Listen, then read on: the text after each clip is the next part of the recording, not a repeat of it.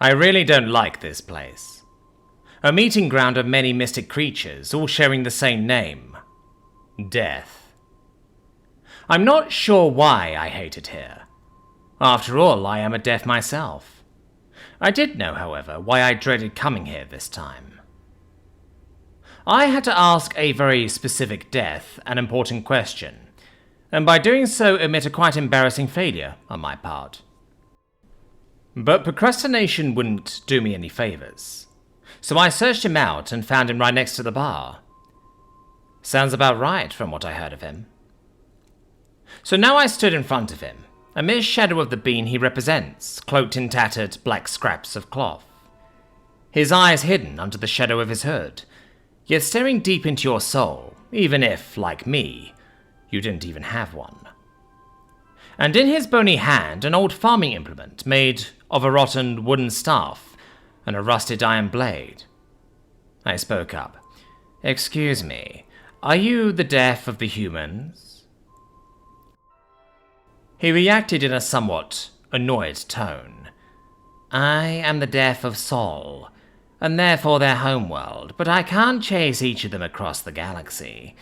That's why we're organized by regions, after all, not species."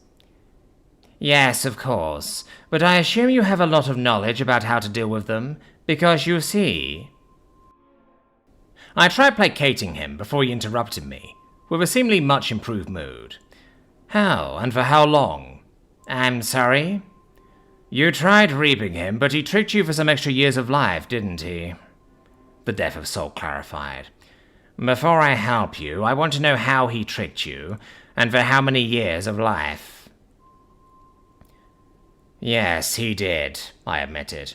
"At first he just talked to me as if I were a friend. He asked if it wasn't a terribly lonely and exhausting existence, which I truthfully confirmed. So he asked me to rest with him, just for a little while. I didn't see any problems with that, so I agreed. After some time, he pulled out a game of cards and some drink. Then he taught me the rules, and we played." "I see," he answered. "I assume he won quite often, and in turn made you drunk?" "I swear I didn't know it had alcohol in it, or that alcohol even works on us. He called it Kirschwasser, so cherry water. Why would you call it water if there's alcohol in it?" I straightened myself out again. "Anyways, to answer your second question, he won 12 years of life from me. I'm really sorry. How do I fix this?" He replied with a chuckle. "Cheating at cards, and making him drunk off Kirschwasser? That's a classic that never gets old." "Wait, what? He cheated?" "Of course he did. The way we perceive the world, you literally couldn't not look at his cards. How else could he have won?" He took my deflated posture as his answer, and continued. "And while 12 years isn't that bad, there's no fixing it, unless he agrees to come with you of his own free will.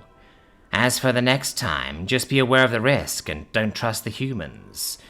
Do this and you'll be fine." "Damn it! My superior will have my proverbial head for this." The hooded figure remained calm. "Nah, he won't. You're Caraxi Sector, right? Under what's-his-face? That weird 7-legged elephant guy?"